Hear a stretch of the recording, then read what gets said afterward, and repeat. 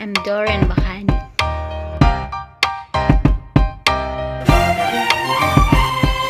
Stay Inspired channel.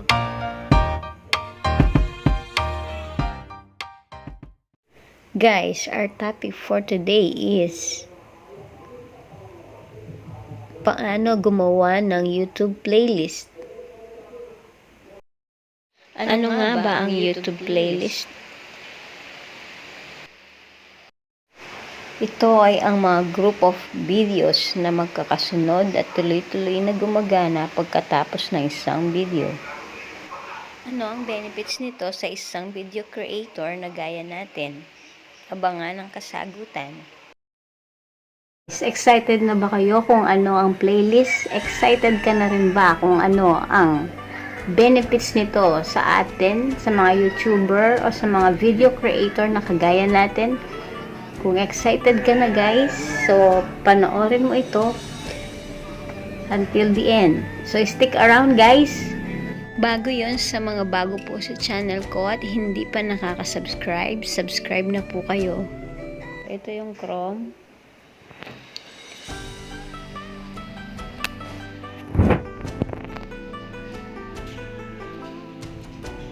So type natin www. So ito na siya, youtube.com. Press natin to. Yan, mapupunta na siya dito sa youtube.com. Ngayon, yung tatlong arrow dito, i-press natin. Oops. Press natin to. So, ito, check natin yung desktop site.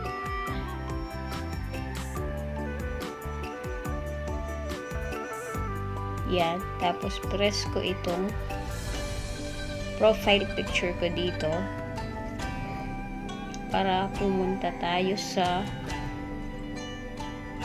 next is press natin yung your channel. And then guys, makikita nyo, ito na yung sa channel ko. So, playlist, piliin natin. Tapos, select natin yung new playlist.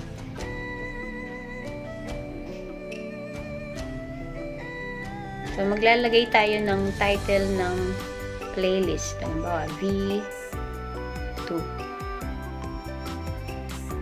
So, press natin yung create.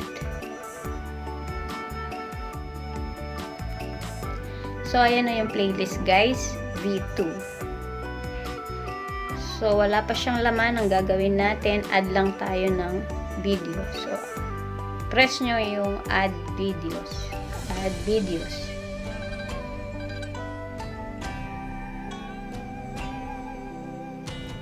So, yan. Video search URL, your YouTube videos. So, yung your YouTube videos, ito yung ipipress ko. Yan ang ipipress dahil dyan manggagaling yung i-arrange natin na video. So, pili lang tayo ng video dyan. So, pipiliin ko halimbawa yung tatlong video. Tatlong video, 1, 2, 3. So, add videos. Press natin, add videos. So, automatic, guys, nagkaroon na ng laman yung playlist. Yan na siya. Yan na siya, guys. Nandito na yung tatlong video na in-add natin kanina. So, ganun lang kasimple yung pag-add ng playlist. So, yung benefits nito guys, pag naka-playlist yung mga videos nyo, halimbawa, ginroup natin V2 yung tungkol lahat sa tutorial. So, kung lahat yan tungkol sa tutorial, pagsama-samahin. So, yung viewer nyo, kapag nag-visit siya sa mga playlist nyo, makikita niya agad yung lahat ng video mo na tungkol sa tutorial. So, anong yung possibility, guys? Yung possibility nun, ipapanoorin niya lahat yung video. Kaya yun lang advantage ng my playlist. And then, kung gusto niyo namang mag-delete, so yung pag-add, nakita niyo na yung process niya. Ganun lang, no, guys? So, kung gusto niyo parang mag-add, ito yun, add videos. So, katulad ng ginawa natin kanina, pag nag-add video tayo, pupunta siya sa mga videos, tapos pipili ka lang. So, ganun yung add. Ganun yung add sa playlist. Kung gusto niya pang dagdagan. So, kung gusto nyo namang i-delete, nandito rin sa baba yung parang basurahan. Basurahan talaga. Yung delete. Yan ang delete playlist. So, press nyo lang yung delete playlist. So, yun. Tinutukoy niya, guys, yung buong playlist na ginawa nyo kung i-delete nyo. So, hindi ko naman siya i-delete. Pero, kung i-delete mo, press mo lang itong delete. So, isa pa pala, guys, kapag pinlay mo yung isa dyan, automatic, mapiplay lahat yan, guys. So, kaya maganda sa viewer natin, papuntahin sa playlist para mapanood lahat nila yung video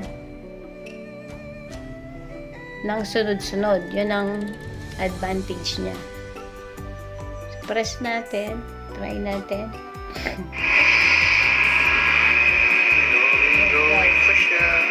Play siya. Pag pinress natin yung video, yun nga, tuloy-tuloy siyang magpi-play. Ngayon,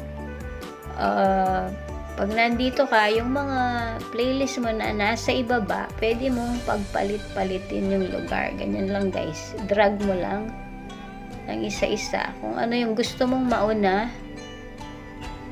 yan ang gagawin niya. So, yan. So, yan. Ganon, guys. Yan. Isa pang feature ng playlist, pwede mong pagpalit-palitin yung lugar. So, yan na yun, guys. So, that's all for today. Guys, kung may natutunan ka, big help, leave a comment down below. So, don't forget to subscribe, like, tsaka hit na rin ang bell button. Thank you for watching, guys.